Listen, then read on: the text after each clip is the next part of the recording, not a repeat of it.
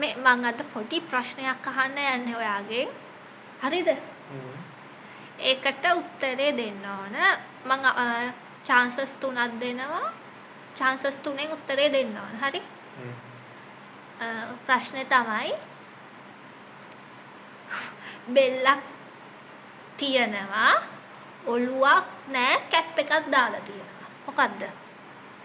බෙල්ලක් තියනවා ඔළුවක් නෑ කැප් එකක් දාලා තියෙනවා.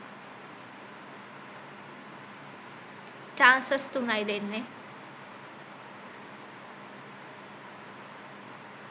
මන්ට කියන්න ඕන. පබේ වැරදි. පබයට ඔළුවක් තියෙනවානේ. වැරදි. තව දෙකයි.